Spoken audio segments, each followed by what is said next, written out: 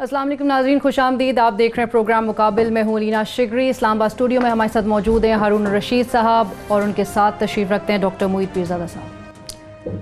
नाज़रीन, मकबूजा कश्मीर में भारत की जानिब से तकरीबन 10,000 ताज़ा दम फ़ौज क्यों आखिर भेजी गई है? ये चुपचाप बड़े खामोशी से ये इजाफी नफरी वहाँ पर तैनात कर दी गई है। आर्टिकल 35A के हवाले से आज ये हमारा एक अहम मौजू रहेगा कि ये इसको ख़त्म करने का नतीजा आखिर होगा क्या। दूसरी जानिब हम देख रहे हैं कि पाकिस्तान का अमन ख़राब करने के लिए दुश्मन अनासिर वो सरगर्म नज़र आ रहे हैं। कोयटा में आज बम धमाका हुआ, बड़ा अफसोसनाक सानहा। कोयटा में सिटी थाने के करीब लियाकत बाज़ार में बताया जा रहा है कि धमाका हुआ। तकरीबन अब तक की इतलात के मुताबिक 4 अफराद इसमें जाँ बहक हुए और मुतादिद ज़ख्मी हुए। आज दूसरी जानिब हम अगर रुख करें कराची शहर का, तो इख्तियारात की जंग की वजह से रोशनियों का शहर आज भी बारिश के पानी में डूबा हुआ नज़र आ रहा है। बारिश का सिलसिला जहां पर जारी नज़र आ रहा है, वहां पर सड़कों पर पानी भी, नाले उबल पड़े हैं और इसके साथ साथ कई इलाकों में बिजली ताहाल गायब है। मेयर कराची वसीम अख्तर साहब ने वफाक से मदद मांग ली है। वो कहते हैं शहर कराची में मज़ीद बारिश हुई तो संभालना बड़ा मुश्किल हो जाएगा। दूसरी जानिब गुज़िश्ता रोज़ आपको बताते चलें कि वज़ीर आज़म इमरान खान साहब ने पाकिस्तान में अक़लियतों के दिन के हवाले से एक मुनक्कदा तकरीब से ख़िताब किया। उस ख़िताब में वज़ीर आज़म इमरान खान साहब का कहना था कि तमाम अक़लियतों को तहफ़्फ़ुज़ और सहूलतें फ़राहम करने के लिए कौम के जहन को तब्दील करेंगे। ये अमल कितना मुश्किल या आसान होगा, इस हवाले से भी एक हमारा एक अहम मौजू रहेगा प्रोग्राम में। और एहतिसाब का अमल जहां पर हम देख रहे हैं कि मुल्क में तेज़ी से जारी है। आज हमने एक बड़ी कामयाबी देखी है नैब रावलपिंडी की जानिब से 2 अरब रुपए तक की तकरीबन बताया जा रहा है कि वसूली नैब रावलपिंडी की जानिब से की गई है। जाली अकाउंट्स केस का मामला है और एक तरफ हम अपोजिशन की जानिब से एक आवाज़ जो गूंजते हुए मुल्क में सुनाई दे रही है वो है सियासी इंतकाम की। तो ये मामला लॉजिकल एंड तक, लॉजिकल कंक्लूजन तक जाते हुए नज़र आ रहा है कि नहीं? हारून साहब, सबसे पहले तो आगाज़ होगा मकबूजा कश्मीर में भारत कर क्या रहा है? खामोशी से उन्होंने 10,000 की नफरी, 10,000 फ़ौज की नफरी जो है वो डिप्लॉय कर दिया वहाँ पर। डॉक्टर साहब आपने बड़ी तहरीक की थी इस पर, आप बताएं। अच्छा, ये फ़ौज वाला तो इशू एक अलग है। पहले मैं थोड़ा सा इसका बैकग्राउंड बताऊं कि ये 35A का जो झगड़ा है कहाँ से चला आ रहा है। देखिए, पाकिस्तान में शायद 99.99% लोगों को इसका नहीं पता होगा, लेकिन समझना बहुत ज़रूरी है। ये 1922 से लेके 1932 के दरमियान जो 10 बरस हैं, वहाँ पर जो कश्मीरी पंडित थे, जो हिंदू थे, उन्होंने महाराजा पे ये ज़ोर दिया कि ये जो लाहौर, सियालकोट, गुजरांवाला के पंजाबी मुसलमान हैं, चूँकि जो असल रास्ता था कश्मीर में आने का, श्रीनगर में आने का, वो ये कॉरिडोर था जिसको वज़ीराबाद या सियालकोट कॉरिडोर कहते थे। तो लाहौर से और सारे जो कल्चरल, सकाफ़ती, एजुकेशनल रिलेशनशिप था कश्मीर के लोगों का, वो जो है वो लाहौर के साथ था, लाहौर के साथ था, सियालकोट के साथ था, वज़ीराबाद के साथ था, गिलानी यहीं पढ़ते थे। और यही वजह है कि अलामा इकबाल की अमृतसर, जी बिल्कुल, सियालकोट, कश्मीर, ये लाहौर, ये गढ़ थे कश्मीरियों के, जिसको कहते हैं आपको आबादी उन्होंने किया। पुराने कश्मीरी कहते हैं, जैसे मियाँ नवाज शरीफ साहब की फैमिली वहाँ से अमृतसर जाके आबाद हो गई, जाती उमरा वहाँ पर उनका गांव था। इसी तरह अलामा इकबाल जो पोइट ऑफ ईस्ट हैं वो सियालकोट में उनका है। और ये तो आपको खुर्रम दस्तगीर खान मिलते हैं पुराने कश्मीरी, इस तरह से, ठीक है, ये सारी ये फैमिलीज़। अब ये जो कश्मीरी पंडित थे उनको ये ख़तरा हुआ 20वीं सदी के शुरू में कि अगर पंजाबी मुसलमान बड़ी तादाद में यहाँ आते रहे, कॉलेजों में, स्कूलों में काम करते रहे, ब्यूरोक्रेसी का हिस्सा बन गए, तो हम जो हैं, जो हिंदू पंडित हैं, हमसे यहाँ इक़्तिदार छुट जाएगा। बिकॉज वो 1 के 2% थे और उन्होंने 97% आबादी को कंट्रोल करके रखा, वो कभी 2-3% से ज़्यादा नहीं थे। तो उन्होंने 1927 में 1927 में हेरिडिटरी स्टेटस सिटीजन्स के कवानीन यहाँ पे बनवाए। ये वही कानून है जिसको बाद में जब सिचुएशन रिवर्स हुई 47 के बाद, कश्मीरी मुसलमानों के हाथ में पॉलिटिकल पावर आई शेख अब्दुल्ला की शक्ल में, तो उन्होंने जो 1927 का कानून था उसको 35A कह के आर्टिकल 370 के तहत उसको प्रोटेक्शन दी 1952 और 1954 के दरमियान। ये कानून ये कहता है कि जो आउटसाइडर है वो यहाँ परमानेंट रेजिडेंट नहीं हो सकता, यहाँ एक स्टेट सब्जेक्ट होगा। मैं स्टेट सब्जेक्ट हूँ क्योंकि मेरे वालिद साहब श्रीनगर से हैं, इसलिए मैं वहाँ स्टेट सब्जेक्ट हूँ।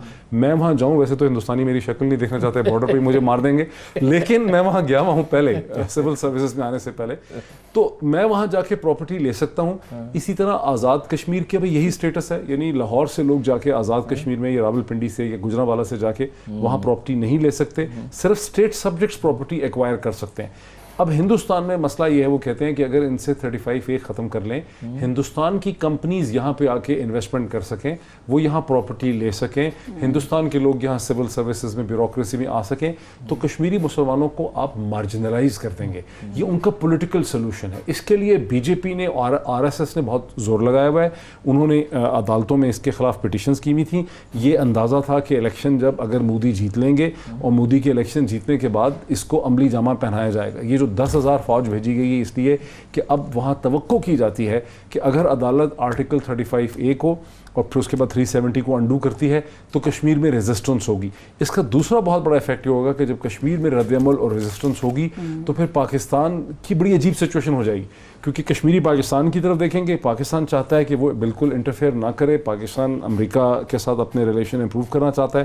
ہندوستان کی حکومت ایسے حالات پیدا کر دینا چاہتی ہے کہ پاکستان مجبوراً بولے، انٹرفیئر کرے، کھپ ڈالے اور وہاں سے پھر امریکہ کے ساتھ بھی اس کو. تو یہ ایک خاصی گہری قسم کی چیز ہے. اور ٹرمپ صاحب کے ایک رول، وہ میڈیٹر کا رول ادا کرنے کے حوالے سے بھی ایک ریاکشن، ایک رد عمل. اس نے کیا بننا ہے وہ تو کیسے ختم ہو گیا. لیکن ایک رد عمل کے طور پہ گزارا یہ ہے کہ جو 10,000 فوج انہوں نے بھیجی ہے، حالانکہ 5 لاکھ آرمی تو وہاں ان کی پہلے ہی موجود ہے. 5 سے زیادہ یہ سر اگر بارڈر سیکورٹی فورس یہ کو سب شامل کر لیں تو شاید 6.5-7 لاکھ ہو جائے گی.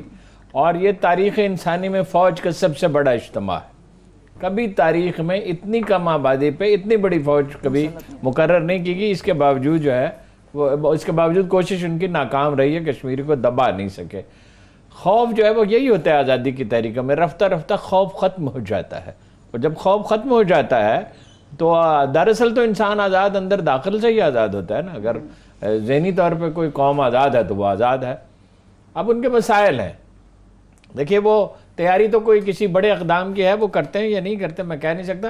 بظاہر تمام کرائن، یہ ابھی شاہ محمود قریشی نے ابھی چند منٹ پہلے بات کی ہے، ورنہ وزارت خارجہ تو اس پہ سوئی ہوئی تھی.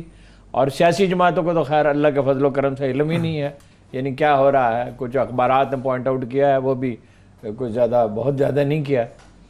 جماعت اسلامی کسی زمانے میں ان چیزوں پہ بڑی توجہ دیا کرتی تھی. اب یہ اسٹوڈنٹ لیڈر آ گئے ہیں اور اب یہ کوئی توجہ اس پہ نہیں دے رہے. باقی سیاسی پارٹیوں کا بھی حال یہ ہے، داخلی چیزوں میں الجھے ہوئے. دیکھیے ایک تو یہ ہے کہ 9/11 کے بعد آزادی کی تحریکیں جو ہیں ان پہ دہشت گردی کا الزام آ گیا. دوسرا یہ ہے کہ انڈیا ایک نسبتاً بڑی طاقت بن گیا، امریکہ اسے ملحوظ رکھتا ہے، یورپ اسے ملحوظ رکھتا ہے. تیسرا ان کا جرم یہ ہے کہ وہ مسلمان ہیں. اگر یہ ایسٹ تیمور ہوتا اور یہ سوڈان کے لوگ ہوتے، یہ اگر کرسچن ہوتے اگر یہ، تو دنیا میں ایک ہاہاکار مچی ہوتی ہے. امریکہ نے شور مچایا ہوتا، یورپ نے شور مچایا ہوتا. عجیب بات یہ ہے کہ یورپ میں مسلمان نسبتاً کمفرٹیبل ہیں. واقعات تو ہوتے ہیں لیکن یہ کہ سیکنڈ ورلڈ وار کے بعد جو نئی دنیا ابھری ہے، کبھی تو یہ عالم تھا کہ وہ پہلا جو انگریزی کا ناول ہے اس کی ہیروئن کہتی ہے جو یہودی النسل ہے کہ ہمیں مراکش چلے جانا چاہیے. بہت ظلم مغرب میں یہودیوں کے ساتھ ہوتا تھا، اس لیے کہ یہاں تو جو بھی ہم کمائیں گے سب لوٹ لیا جائے گا. اور مسلمان نسبتاً ٹالنٹ معاشرہ تھا. استنبول میں رہتے تھے، ایران میں بھی یہودی رہتے ہیں کمفرٹیبلی، وہ نہیں جاتے اسرائیل. وہ ایران میں کوئی مسئلہ درپیش نہیں ہے. ایران میں ہم تو اب بھی کافی زوال کے زمانے میں ہم انتہا پسندی کی طرف گئے ہیں. مسلمان معاشرہ بہت ٹالنٹ تھا یہودیوں کے لیے، کرسچنز کے لیے. کسی لیے یہاں مغلوں کی جب حکومت رہی تو کیا اورنگزیب کو سب سے سخت سمجھا جاتا ہے، تو اس کے بے شمار منصبدار جو ہے وہ ہندو تھے اور وہ کمفرٹیبلی کام کرتے. یہ نہیں تھا، کوئی مجبوری کی بات نہیں تھی کہ وہ کوئی بڑے دباؤ میں رہتے تھے. یورپ نے سیکھا ہے، یورپ نے رواداری نسبتاً سیکھی ہے، لیکن اندر سے وہ آج بھی انٹی مسلم ہے. اور یہ 9/11 کے بعد اس میں اور بھی شدت آ گئی ہے. میں یہ سمجھتا ہوں، دیکھیے وہ انہوں نے احکامات جو جاری کیا، ریلوے میں ایک سرکولر جاری ہوا مقبوضہ کشمیر ریلوے میں کہ اتنے دن کا 4 مہینے کا راشن، 4 مہینے کا راشن اور اتنے دن کا پانی اور فلاں چیزیں جو ہیں وہ جمع کر لیں اور جلوسوں کو ٹالریٹ نہ کیا جائے. تو اس کا کیا مطلب ہے ڈاکٹر صاحب؟ کچھ اس کے نتائج وہی ایکسپیکٹ کرتے ہیں کہ رد عمل ہوگا، شدید ہوگا.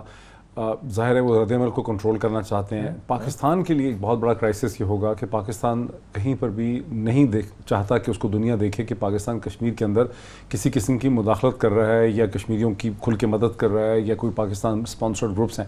اب جب ابھی آپ نے دیکھا حافظ سعید وغیرہ کے اوپر مقدمے یہاں بنا دیے گئے اور اس میں ظاہر امریکہ کا بڑا دباؤ تھا. پاکستان کو پہلے FATF میں بھی پکڑا ہوا ہے. تو آپ کو اس میں ایک انٹر کنیکٹڈ ڈاٹس نظر آ سکتے ہیں. اب جب کہ وہ کشمیر میں کریک ڈاؤن کرنا چاہیں گے تو پاکستان کے ہاتھ بہت حد تک कटे हुए हैं और पाकिस्तान बड़ी लेकिन रेजिस्टेंट तो डॉक्टर साहब अंदर से होगी, दाखिली होगी। देखिए मुझे अंदेशा है हमारे ऊपर डालेंगे। वो अस्करी, बेशक इल्जाम लगाएं, दुनिया अंधी तो नहीं है, इल्जाम तो वो हर हाल में आप पे लगाएंगे। वो कहने को तो कुछ भी कहते हैं, देखिए ना, वो बाद लिहाज से कश्मीर की हद तक तो दुनिया अंधी है ना। अंधी तो ये नहीं, दुनिया मसलियत पसंद है, अंधी तो नहीं है। दुनिया देखते यूनाइटेड नेशन के वो समझना चाहे। देखिए ना, कश्मीर का तनाज़ा जो है वो तो अपनी जगह मौजूद। इंडिया अक़वाम मुत्तहिदा में कौन गया था? पंडित नेहरू गए थे ना। वो तो 1948 की बात है, 48 की बात है ना। वो करारदादें इर्रेलेवेंट थी। आप शिमला मुआहदा वो कहते हैं कि अब ये दो तरफा बातचीत हो सकती है। वैसे तो वो कहते हैं हमारा दाखिली मामला है, तो उसमें शिमला मुआहदे में ये लिखा हुआ है कि दोनों मुल्कों की पोजीशन जो है वो उसे क्या यानी उसको दोनों मुल्क अपनी पोजीशन बरकरार रख सकते हैं, अपना मौक़िफ़। ये रफ़ी रज़ा ने, मुझे याद है, उसमें शामिल कराया था। वो बड़े समझे जाते थे, बड़े कानूनदान हैं, और उन्होंने भुट्टो को मशवरा दिया था। और क्या चीज़ अक़वाम मुत्तहिदा कहती है करारदादें पुरानी होगी? क्या चीज़ पुरानी होगी? लोगों का हक़ खुद इख्तियारी आज़ादी का हक़ पुराना हो गया। इंसान के बुनियादी हुकूक तो कभी पुराने नहीं होते। हालात उनके लिए बाद एतबार से साजगार नहीं है, लेकिन फ़र्ज़ कीजिए वो 35 ख़त्म कर दे, जायदादें ख़रीदना आसान है कोई? एक ऐसी कौम जो आज़ादी की तहरीक जहाँ शद्दोमत से चल रही हो, जहाँ एक आवाज़ पे 3-3 दिन के लिए बाज़ार बंद हो जाते हों, जहाँ कोई 80,000 1 लाख आदमियों को शहीद करने के बाद तहरीक कमज़ोर नहीं हुई है, और जहाँ लोग कुर्बानी देने के लिए तैयार हैं और ज़हनी तौर पे आज़ाद हो चुके हैं, वहाँ आसान नहीं होगा। नहीं, बहरहाल मुश्किलात कश्मीर की बहुत हैं। इसमें एक आपने सही पॉइंट आउट किया, पाकिस्तानियों की भी मुश्किलात बहुत हैं, लेकिन ये कि कुछ भी हो सकता है। देखिए, हम वे फॉरवर्ड भी डिस्कस कर सकते हैं कि हमें क्या करना चाहिए, लेकिन पहले एक बहुत दिलचस्प है कि हसन असलम शाद एक इंटरनेशनल लॉयर हैं जो ओमान बेस्ड हैं, एक लॉ फर्म के बड़े सीनियर पार्टनर हैं। वो बहुत लिखते हैं। उन्होंने भी रिसेंटली एक पीस लिखा है, मेरे एक प्रोग्राम में भी उन्होंने पार्टिसिपेट किया था। उन्होंने पीस लिखा है कि इंटरनेशनल कोर्ट ऑफ जस्टिस ने, और ये उन्होंने ट्रंप ने जब कश्मीर का जिक्र किया तो उसके बाद उन्होंने ये पीस लिखा है। उन्होंने ये कहा कि इंटरनेशनल कोर्ट ऑफ जस्टिस ने इस चीज़ को रद्द कर दिया कि हिंदुस्तान और पाकिस्तान के दरमियान काउंसलर एक्सेस पे जो बायलैटरल एग्रीमेंट था, उसके बारे में इंटरनेशनल कोर्ट ऑफ जस्टिस ने दर हकीकत ये कहा है कि जो बैनुल अक़वामी कमिटमेंट्स हैं इंडिया और पाकिस्तान की वियना कन्वेंशन में, वो सुपरसीड करती हैं उनकी बायलैटरल एग्रीमेंट को। बिल्कुल ठीक। इसी तरह से उन्होंने कहा कि पाकिस्तान को अब ये केस बनाने की ज़रूरत है कि जो शिमला एग्रीमेंट एक बायलैटरल एग्रीमेंट है, और उससे पहले जो अक़वाम मुत्तहिदा की करारदातें हैं वो सुपरसीड करती हैं शिमला एग्रीमेंट को। ख़ास करके जब आप इसे देखें कि 50-60 बरस गुजर चुके हैं 1971 के बाद से, और शिमला एग्रीमेंट की रोशनी में कश्मीर का कोई हल नहीं निकल सका। इसका मतलब ये है कि अगर अब ये डिपेंड करता है कि पाकिस्तान के फॉरेन ऑफिस की समझदानी किस किस्म की है, उनकी अंडरस्टैंडिंग कैसी है, वो कितना आर्टिकुलेट करते हैं। वो तो आप देख रहे हैं कि अभी ये फौज उतर रही है कई दिन से, और अब शाह महमूद कुरैशी ने, किसी ने पॉइंट आउट किया होगा, अब रिएक्शन दिया। ब्रेक की तरफ हमें बढ़ना है, ब्रेक के बाद दोबारा हाजिर होंगे।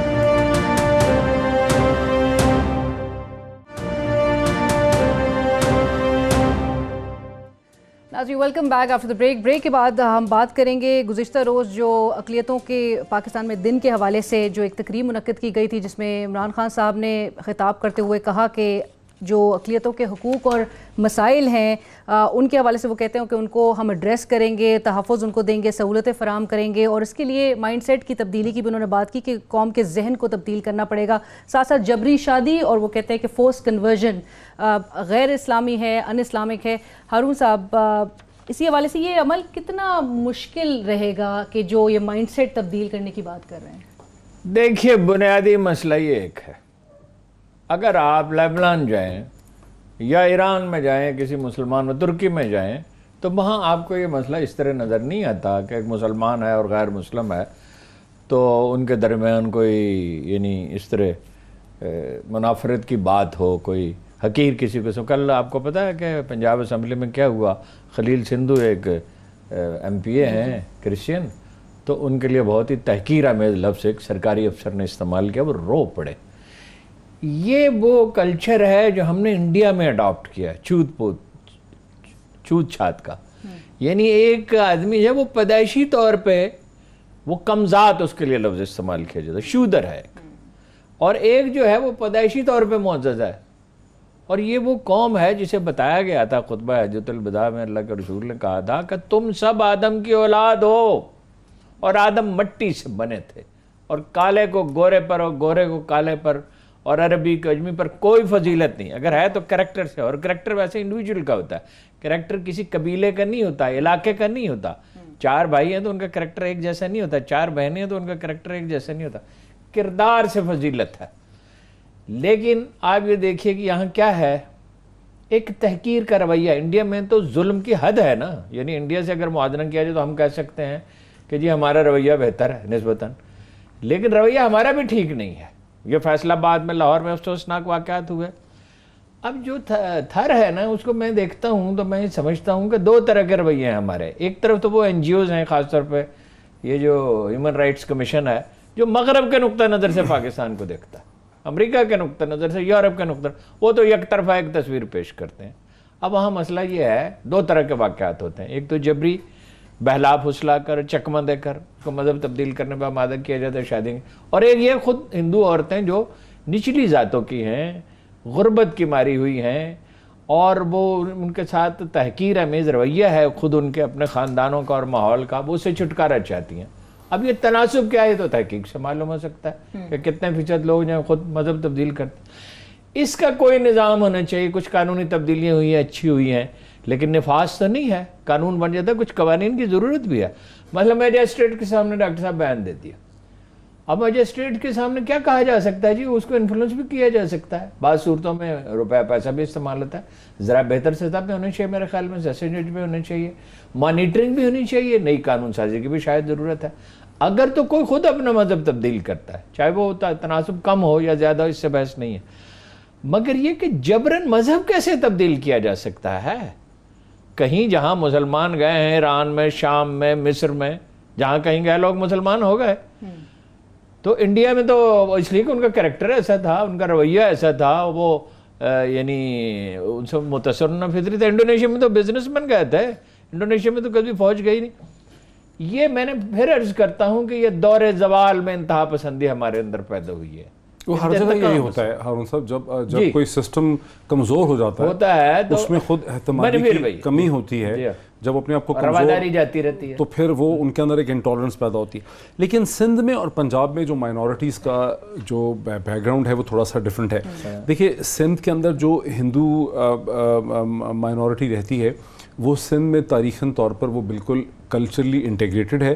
اس میں کوئی امیر غریب کا یا اس طرح سے چکر نہیں ہے. یہی وجہ ہے کہ سندھ سے کوئی بہت بڑی تعداد میں انخلا 1947 یا 48 میں نہیں ہوا. اور یہ جو ہم اس وقت مسئلہ دیکھ رہے ہیں, لڑکیوں کو زبردستی مسلمان بنانے کا, ان کی شادیاں کرنے کا, اور یہ سارا کچھ جو ہم دیکھ رہے ہیں, یہ گزشتہ 10-12 سال کے اندر ہی یہ دیکھنے میں آیا ہے. اس سے پہلے تو سندھ کی بڑی تعریف ہم کر سکتے تھے کہ پاکستان کے سندھ کے علاقے میں بہت بڑی تعداد میں ایک سرٹن پرسنٹیج میں ہندو کمیونٹی رہتی رہی.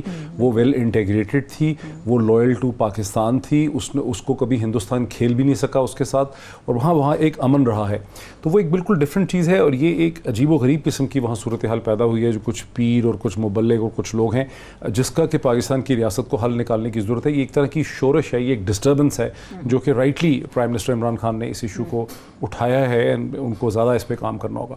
پنجاب میں جو ایشو ہے جو کرسچن کمیونٹی کے ساتھ ہے, وہ مذہب سے زیادہ ایک کلاس کانشسنس کا ایشو ہے. بیکاز مہاراجہ رنجیت سنگھ کی جب تک حکومت تھی 1842 تک, اس کے بعد جب برٹش آئے تو بہت بڑی تعداد میں ایک کمیونٹی تھی جس کو کہ سکھوں نے بہت دبا کے رکھا ہوا تھا, اور ان سے مینیل وہ کام کرواتے تھے, جس کو چوڑا کمیونٹی کہتے تھے پنجاب کے بہت سے ڈسٹرکٹ میں. اس نے جوک در جوک کرسچینٹی جو ہے وہ ایکسیپٹ کی. ایک پاکستانی اسکالر ہیں کرسچن, آصف عقیل ان کا نام ہے, انہوں نے بہت لکھا ہے ان ایشوز کے اوپر. میں نے ان کی رائٹنگز پڑھی ہیں, میری ان سے ملاقات بھی ہوئی ہے. وہ اپنی رائٹنگز میں بتاتے ہیں کہ جو انیشیل کرسچن کانورٹ تھے پنجاب کے یا انڈیا کے, وہ بہت ہائی کلاس کے تھے, جس میں سے اینگلو انڈین تھے, بہت پڑھے لکھے تھے, اس میں جج تھے, رائٹرز تھے, اس طرح. پھر جب چوڑا کمیونٹی جو آلریڈی پسی ہوئی کمیونٹی تھی, جو سکھوں نے جس کو بہت دبا کے رکھا ہوا تھا, وہ ان سے اور یہ نام بھی سکھوں نے دیا تھا, سکھوں نے شاید دیا ہوگا. بہرحال جب اس نے کرسچینٹی قبول کی تو وہ کرسچن ہونے کے باوجود جو سرکار تھی برٹش, اس نے کوشش کی کہ ان کا سٹیٹس بلند کیا جائے. لیکن جو لوکل پاپولیشن تھی, خواہ وہ ہندو تھی خواہ وہ مسلمان تھی, اس نے ان کے نئے سٹیٹس کو, کرسچن ہونے سے انہوں نے ان کا سٹیٹس نہیں چینج کیا. یہ اسی طرح سے ہے جیسے ابھی بھی ہندوستان میں بعض لوگ یہ کہتے ہیں کہ مسلمان در حقیقت نچلی جاتی کے جو لوگ ہیں انہوں نے اسلام قبول کیا ہے. وہ یہ کہتے ہیں کہ یہ مسلمان جو ہیں, مسلمان ہو کے انہوں نے اپنا سٹیٹس کلاس میں, حالانکہ یہ صحیح نہیں ہے. حالانکہ یہ ہر جگہ صحیح نہیں ہے، لیکن یہ ہے کہ نارتھ میں تو صحیح نہیں ہے، لیکن ساؤتھ میں وہ کہتے ہیں کہ انہوں نے اپنا اسٹیٹس چینج کرنے کی کوشش کی ہے، so they must revert back to their own status.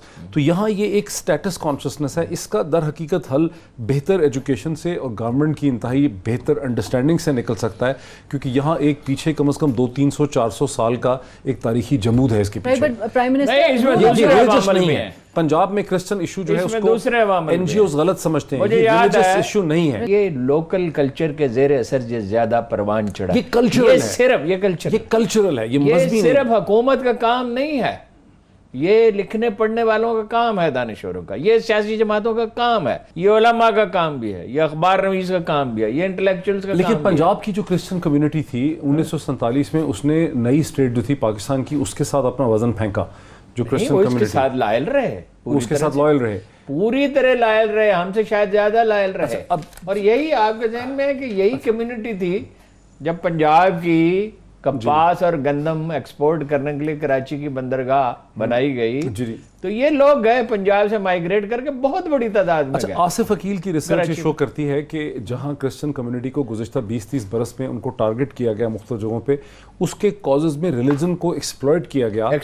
در حقیقت اصل ایشو اکنامک ہے، بیکاز شہروں سے باہر جو کرسچن کمیونٹی نہری زمین یا نہروں کے اوپر تھی، ڈفرینٹ جگہوں پہ تھی، نالوں پہ تھی، جب شہر پھیلنے لگ گئے اور اس زمین کی ریئل اسٹیٹ ویلیو بڑھنے لگ گئی، تو پھر سازش کی گئی کہ ان کو یہاں سے ڈسپلیس کیا جائے، مارا جائے، خوف و ہراس پیدا کیا جائے، کہیں اس میں بلیسفمی کا. تو جب ہم یہ سارا دیکھتے ہیں کہ جی اس نے دو آدمیوں کا جھگڑا ہوتا ہے، وہ اس پہ توہین مذہب کا الزام لگاتا ہے، لیکن اس کے پیچھے اکنامک موٹیویشن. یہ آسیہ کو تو دیکھیے نا، سپریم کورٹ سے مدد مل بڑی مشکل سے، بڑی مشکل سے. اور یہ کٹاس مندر کے معاملے میں تو انہوں نے خود سٹینڈ لے لیا. اب خدا کا شکر ہے کہ کٹراس راج کی بات کر رہے ہیں، کٹراس راج جو ہے اس پہ سپریم کورٹ نے نوٹس لیا، بڑا اچھا. اس پہ تو ثاقب نثار صاحب نے بہت ہی سٹینڈ لیا، بہت اچھا کیا. ابھی ریئلائزیشن ہو رہی ہے، 1000 سال پرانا شوالا مندر ہے سیالکوٹ میں جو رینوویٹ ہو رہا ہے، مزید 400. اور یہ یہاں بھی کالی دیوی کا مندر ہے پنڈی میں، اس پہ بھی مطالبہ ہندو کر رہے ہیں، بالکل ٹھیک کر رہے ہیں کہ اس کو بحال کیا جائے. کوئی 400 کے قریب مندر ہیں. آپ کو پتہ ہے 47 کے بعد وہاں مسجدیں جو ہیں، ابھی مجھے بتایا ایک صاحب نے امبالہ سے آگے، وہ اپنے گھر گئے تو امام بارگاہ میں وہ گئے، جو خاندانی ان کا تعلق تھا اس سے، تو وہاں مندر بنا ہوا تھا، وہاں مسجدوں پہ قبضہ کر لیا گیا. یہاں جو چھوٹے چھوٹے مندر تھے اس میں تو لوگ بس بھی گئے، رہنے لگے، اور بعض جو ہیں وہ دوسرے مقاصد کے لیے استعمال ہونے لگے. تو یہ ہماری ذمہ داری ہے ان کو بحال کریں. دیکھیے عبادت گاہ پہ، یعنی رسول اللہ صلی اللہ علیہ وسلم کا وہ فرمان لکھا ہوا پڑا ہے ایک ٹیمپل میں، اب وہ تفصیلات یاد نہیں رہتی، کہ یہ تا قیامت میری امت کی ذمہ داری ہے، میرے بہاف پہ یہ ان کی ذمہ داری ہے کہ غیر مسلموں کی حفاظت کرے. ان کی عبادت گاہیں بحال ہونی چاہیے، ان کے ساتھ رویہ ٹھیک ہونا چاہیے. مثلا سندھ میں حکومت نے ایک ایگزیکٹو آرڈر جاری ہے کہ 5% ملازمتیں غیر مسلموں کو دی جائیں گی. بڑا اچھا کیا، مگر دی تو نہیں جا رہی. جب آپ نے یہ حکم جاری کیا ہے تو ملازمتیں دینا، ان کو انکریج کریں. مائنورٹیز کے رائٹس کو پروٹیکٹ کرنا اور انشور کرنے کا جو کاز ہے، یہ بہت بڑی پولیٹیکل سٹرگل ہوگی پرائم منسٹر عمران خان کے لیے. اور میں سمجھتا ہوں کہ اگر پرائم منسٹر عمران خان اس پہ اسٹیڈ فاسٹ رہیں تو یہ اتنا بڑا ایک کاز ہے کہ میں تو ریکمینڈ کروں گا کہ وہ اس میں کچھ کر کے ہمیں دکھاتے ہیں. اس میں کانشیس ہیں وہ ہمیشہ. انہوں نے، آپ نے دیکھا کہ اقلیتوں کے معاملے میں، ان چیزوں کے معاملے میں میں تو I would make a case for him to get Nobel peace prize اس بیسس پہ، کیونکہ یہ اتنا بڑا ایک اگر کچھ کر دکھائیں، اگر وہ کر کے دکھائیں ایک ایسے وقت میں جبکہ ساؤتھ ایشیا کے اکراس انٹالرنس کی آندھی چل رہی ہے. اگر پاکستان کے اندر ریلیجس جو exactly and I was about to say Fazal Rehman Sahib I would say کہ then we should make a case for Imran Khan to get the Nobel prize for peace. پانا چاہیے. دیکھیے ہم کتنی جلدی بھول گئے، اس لیے کہ جب کوئی قومیں جو ہیجان کا شکار ہوتی ہیں تو بہت سے بنیادی سبق ہی بھول جاتی ہیں. طائف میں جب رسول اللہ گئے فوج لے کے، اس میں غیر مسلم شامل تھے. حضرت عمر کی فوج میں غیر مسلم شامل تھے، سندھی شامل تھے. انہیں زت کہا جاتا ہے. کوئی جاٹ ہوں گے تو وہ سبھی کو جاٹ کہنے لگے، اور وہ ظاہر ہے دوسری زبانوں میں لفظ جا کے بدل جاتے ہیں. تو زت انہیں کہا جاتا تھا. غیر مسلم فوج میں ہارون رشید کا مالج ایک کرسچن تھا، جبرائیل اس کا نام تھا، اور وہ معاشرے میں گلے ملے رہتے تھے. اور گلے ملے رہنا چاہیے. عباسیوں کے زمان بہت سے کرسچن سکولر تھے، بہت سے کرسچن جو سرو کر رہے تھے، گلے ملے رہتے تھے، وہ کمفرٹیبل رہتے تھے، گلے ملے رہنے. یہودی تھے، کرسچن تھے. وہی بات کہ جب زوال کا زمانہ آتا ہے, رد عمل کی نفسیات پیدا ہوتی ہے, منفی انداز فکر ڈومینیٹ کرنے لگتا ہے, اس میں ہمارے نیم خواندہ جو مولوی صاحبان ہیں ان کا بھی عمل دخل ہے. بالکل وہی وہ جو لانگ مارچ کی کال اور ریلیجس کارڈ کو استعمال کرنا, یہ مذہبی کارڈ کو, یہ بھی کتنا اس کی کانسیکوینسز ہیں. تو آپ دیکھیں یہ بہت بڑا کاز ہے کہ اب تک ریلیجس کارڈ کو نیگیٹیولی یوز کیا اور ہر کسی نے کیا ہے. اگر ہم اس کا امپیٹس چینج کر کے اس کو پازیٹیو کر دیں تو یہ بذات خود پاکستان کی ریاست کے لیے ایک بہت بڑی فتح ہوگی, جبکہ ہندوستان میں آندھی چل رہی ہے اس وقت انٹالرنس کی. بالکل, لیکن it will not be that easy. ساری قوم کی ذمہ داری ہے, حکومت کی تو ہے ہی, اور میرا خیال ہے عمران خان اس میں کانشیس ہے, اچھی بات ہے, ان کا رویہ اس میں بڑا اچھا ہے, لیکن باقی لوگوں کی بھی ذمہ داری ہے, پولیٹیکل پارٹیز کی بھی ذمہ داری ہے. رائٹ, ساری سیاسی جماعتوں کی اس وقت ذمہ داری ان پہ عائد ہوتی ہے. ایک مجھے بریک کا انسٹرکشن دیا جا رہا ہے, بریک کے بعد حاصل ہوتا ہے.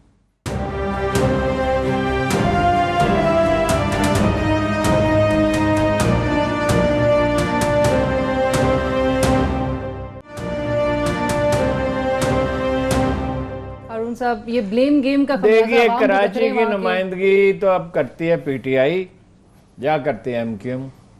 کراچی والے پیپلز پارٹی کو تو ووٹ دیتے نہیں, اور وہ تو اس کے معاملے میں مکمل بے حسی کا ان کا رویہ ہے. 11 سال کی حکومت میں 10 بسیں چلائی ہیں انہوں نے. ٹرانسپورٹ کا اتنا سنگین مسئلہ ہے, پانی کا سب کو معلوم ہے, وہ کچھ نہیں کر رہے. اور یہ شرمناک بات کہتے کہتے لوگ تھک گئے شرمناک رویے کو یعنی وہ نشاندہی کرتے ہوئے کہ عجیب شہر ہے جہاں کوڑا ہی نہیں اٹھایا جاتا. ہر روز کوڑے میں کچھ اضافہ ہو جاتا ہے, اس سے غلاظت پھیلتی ہے, بیماری. اب پانی جو ہے گھروں میں, کل سعید غنی صاحب کہہ رہے تو کوئی مسئلہ ہی نہیں ہے. یہ بات ٹھیک ہے کہ بارش بہت زیادہ ہو گئی ہے. اب تو جو آج بارش ہوئی ہے اس کے بعد تو وہ پچھلے سال ریکارڈ شاید بعض ٹوٹ ہی جائیں. یہ 75 اور 80 ملی میٹر تک بارش بعض علاقوں میں ہو گئی ہے. شاہراہ فیصل کھلی ہوئی ہے. حیدرآباد کراچی ہائی وے بھی کچھ دیر کے لیے بند رہی ہے آج, تھوڑی دیر کے لیے. تو جو چھوٹی آبادیاں ہیں, ایک تو ڈیفنس ہے نا, اس طرح کی پوش آبادیاں ہیں, وہ کل ڈاکٹر صاحب نے اس کی وضاحت بھی کی تھی. وہاں تو پانی بعض جگہ گھروں میں داخل ہو گیا ہے, تیاری کی ہی نہیں تھی کوئی, اور وفاق کو بالکل مداخلت کرنی چاہیے.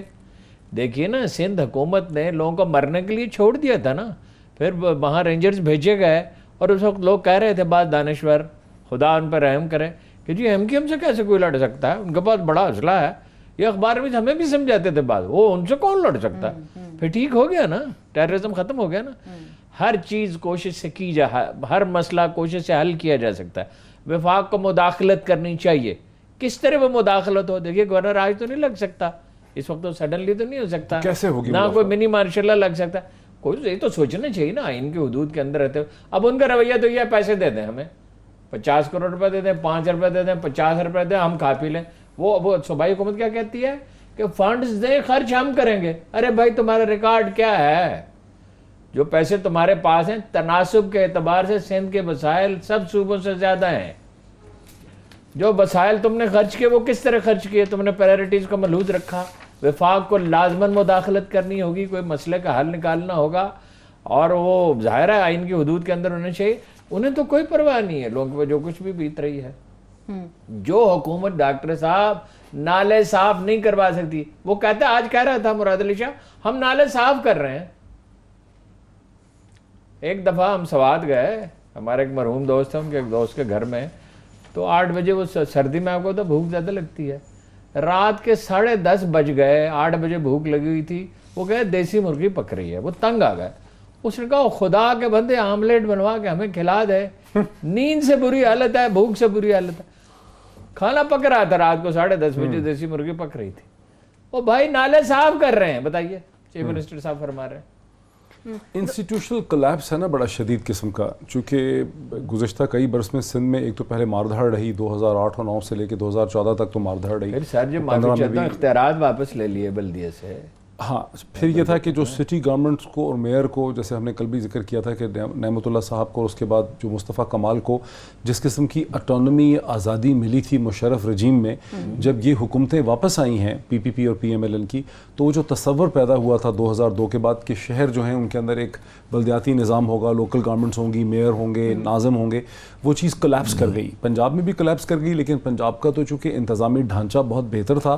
کراچی نے بہت سفر کیا ہے, کراچی کے یونیک پرابلمس ہیں, اور پیپلز پارٹی کی جو حکومت ہے اس کی تو ریپوٹیشن سبھی کے سامنے ہے کہ ان کا فوکس گورننس پہ رہا ہی نہیں ہے. آپ پھر بھی ہم یہ کہہ سکتے ہیں کہ شہباز شریف صاحب کی موجودگی میں گورننس امپروو کرنا، لاہور شہر میں داخل ہوتے ہی آپ کو احساس ہوتا ہے کہ ایک بڑے شہر میں آپ آ گئے ہیں. جیسے ہی آپ سندھ سے پنجاب میں داخل ہوتے ہیں صادقآباد میں تو تبدیلی کا جگہ جگہ علاقوں کے دورے کرنا، آپ سمجھتے پبلسٹی اسٹنٹ سے زیادہ اور کچھ نہیں ہے کس کا؟ یہ سی ایم سندھ. ہاں ویسے تو مراد علی شاہ بڑے امپریسو آدمی، اگر آپ ویسے چیف منسٹرز کو دیکھیں اس وقت پاکستان میں جو ہیں تو غالباً مراد علی شاہ سب سے آپ کو کیرزمیٹک اور امپریسو ویپن سپوکن لگتے ہیں. لیکن مراد علی شاہ کے ہاتھ میں نہیں ہے سب کچھ. جس طرح کا سسٹم آف کنٹرول اور گورننس آصف علی زرداری صاحب نے وہاں مچایا، جس کا پرنسپل فوکس گورننس نہیں تھا، ڈیلیوری نہیں تھا، بلکہ اس کا فوکس لوٹ کھسوٹ تھا کہ آپ نے پریولیج کا ایک سسٹم کھڑا کیا، ان لوگوں کو آپ نے طاقت دی جنہوں نے آپ کو سرو کرنا تھا، آپ کے کام کرنے تھے. تو سندھ کے اندر کسی بھی قسم کا ایک شفاف گورننس سسٹم ایگزسٹ نہیں کرتا، جس کی وجہ سے سندھ بہت بری طرح سے سفر کر رہا ہے.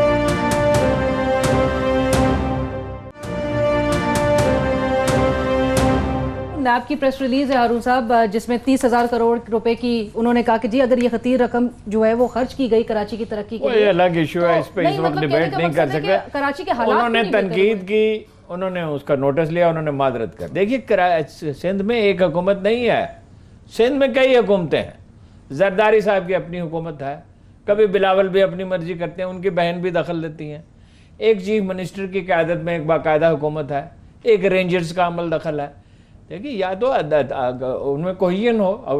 ڈاکٹر صاحب نے ٹھیک کہا کہ بھائی وہ چیف منسٹر جو ہے وہ کوئی آزاد تھوڑی ہے، اور یہ کوئی سندھ کے مسائل حل کرنا ان کی پرائرٹی تو نہیں. اندرون سندھ بھی لاڑکانہ کا رونا روتے روتے چینل جو ہے وہ تھک گئے، کچھ نہیں ہوا.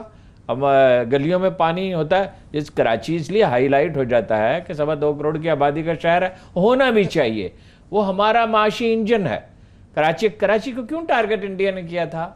کیوں الطاف حسین کی سرپرستی کی تھی؟ اکانومی کو پیرالائز کرنا ہی مقصود تھا نا. کراچی کا فعال ہونا، کراچی کا بہتر ہونا اور کراچی میں امن و امان ہونا پورے ملک کا مسئلہ ہے. اب یہ دیکھیں، یہ بھی وزیر اعظم عمران خان کے لیے ایک بہت بڑا انٹلیکچوئل گورننس چیلنج ہے، کیونکہ کراچی کے لوگوں نے جوک در جوک 2018 کے الیکشن میں کوائٹ ان ایکسپیکٹڈلی، خود پی ٹی آئی کے وہم و گمان میں نہیں تھا، انہوں نے اپنے اندازے ہی نہیں لگائے تھے کہ ان کو 15 سیٹیں مل جائیں گی.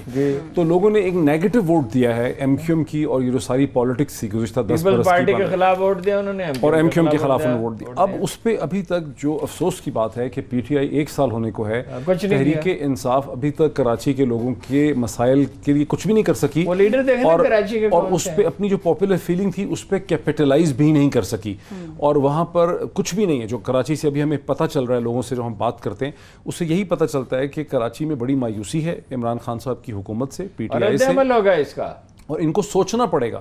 پرائم منسٹر کو نہیں کریں گے، اگلے الیکشن میں بڑا شدید رد عمل ہوگا. کراچی کے لوگ معاف کرنے والے نہیں ہیں. میں تو آلریڈی ریکمینڈ کر چکا ہوں کہ پرائم منسٹر کو ملنا چاہیے نوبل پرائز فار پیس، تو اس میں یہ بھی ایک ٹارگٹ ہے. عمران خان صاحب کو کراچی میں جا کے 3 دن قیام کرنا چاہیے.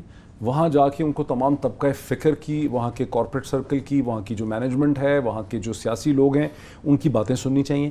جیسے کہ نواز شریف صاحب، due credit to Nawaz Sharif کے سپٹمبر 2013 میں جب Nawaz Sharif law and order کی سچویشن کے لیے وہاں گئے تھے، ہم سب کو بھی ساتھ لے گئے تھے. جو اچھے زمانے تھے، ورنہ بعد میں تو ہماری شکل نہیں وہ دیکھنا چاہتے تھے.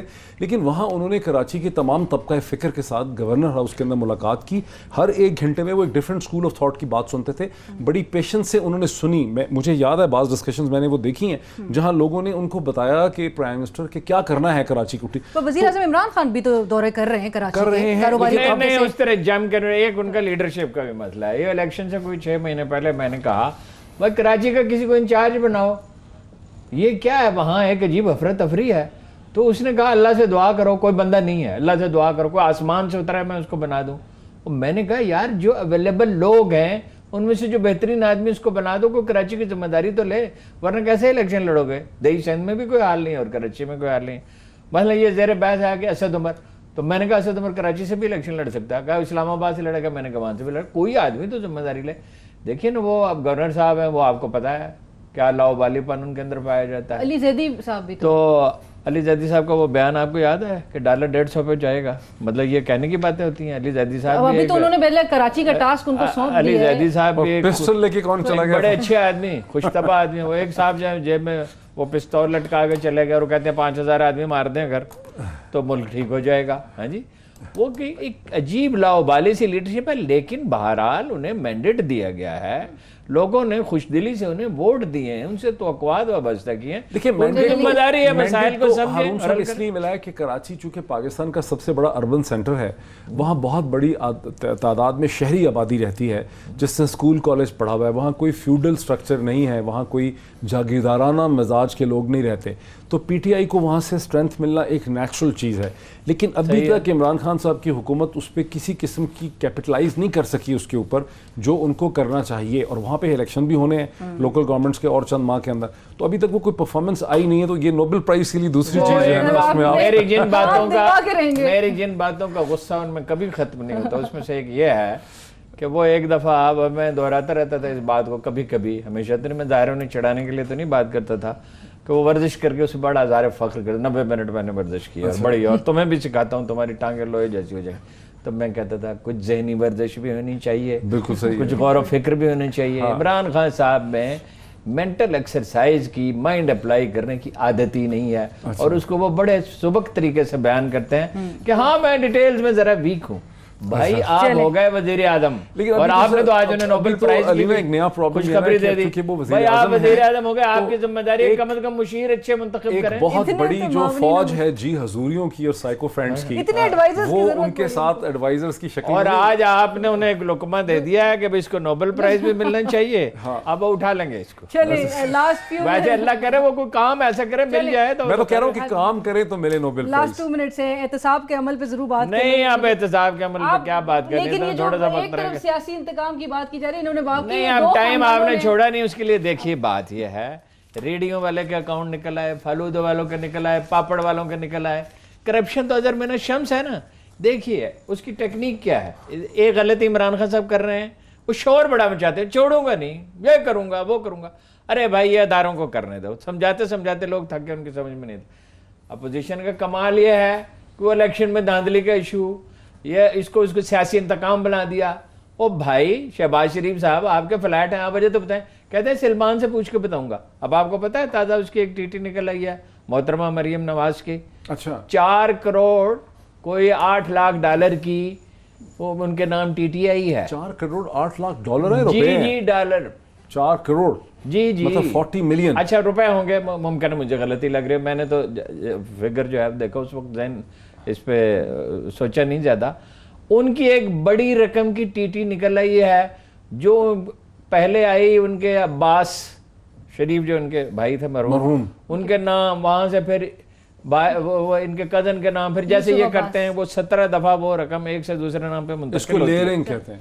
اچھا میں نے پوچھا ہے کیا کہتے ہیں جی اس کو؟ لیرنگ، ہاں یہی نیب کے لوگ یہی اصطلاح استعمال۔ اچھا بھائی یہ کل ان کی بشی ہے، کل انہیں جانا ہے پیش ہونا ہے، اس کی وضاحت کرنی ہے، اور یہ کرتے یہی ہیں جی، مجھے تو نہیں پتا، پوچھ کے بتائیں گے، میرا وکیل بتائے گا۔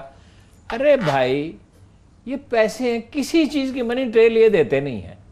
وہ ٹھیک ہے عمران خان اپنا کیس نہیں ٹھیک پیش کر سکے، اس سے تاثر ہو جاتا ہے بعض اوقات کہ کوئی سیاسی انتقام ہے، خود وہ بھی ان کا لب لہجہ بھی ایسے واشنگٹن میں جا کے تقریر فرما دی جس کی کوئی ضرورت نہیں تھی، کنٹرول نہیں کرتے، لیکن بھائی سرے مال کوئی تھا کہ نہیں تھا؟ بالکل تھا۔ سوئٹزرلینڈ میں کیا ہار کوئی رکھا ہوا تھا کہ نہیں تھا جس پہ خط نہیں لکھا تھا، اور بالکل صحیح، پرائم منسٹر قربان سب کچھ تھا۔ بھائی کرپشن تو کی ہے، یہ تو اظہر من الشمس ہے، کوئی چھپی ہوئی بات تو نہیں۔ اور ملزمان جو ہیں یہاں پہ پلی بارگین کی بھی درخواست دے رہے جو منظور بھی ہو رہی ہے، نیب 2 بلین سے زیادہ جو ہے وہ ریکور بھی کر رہا ہے 2 ارب روپے سے۔ نواز شریف صاحب سے ڈاکٹر صاحب ضرور سوال کیا ہے تحقیقاتی جو ٹیم ہے اس نے، اور نواز شریف صاحب وہ پاک پتن اراضی سکینڈل کے حوالے سے وہ کہتے ہیں کہ یہ بڑا پرانا کیس تھا، مجھے کچھ یاد نہیں۔ تو سوال یہ ہے کہ آیا کہ یہ کنکلوڈ ہوتے ہوئے نظر آئے گا کہ نہیں؟ یہ تو خیر وہ ٹھیک کہتے ہیں کہ بہت پرانا ہے، مجھے یاد نہیں ہے کہ اس وقت کیا ہوا، لیکن اس کے جو سرکمسٹانشل ایویڈنس ہے، تسلیم کرتا ہے ڈاکٹر صاحب اس بات کو؟ قانون انفارچونیٹلی نہیں کرتا، لیکن سرکمسٹانشل ایویڈنس یہی ہے کہ کوئی انفلوئنس بلڈنگ وہاں پہ تھی، لیکن واقعی بہت پرانا کیس ہے۔ ڈاکٹر صاحب کا دل نرم ہے، اس پہ کہہ رہے ہیں نواز شریف صاحب۔ آپ سے کل ملاقات ہوگی، تب تک کے لیے اجازت دیجیے، اللہ حافظ۔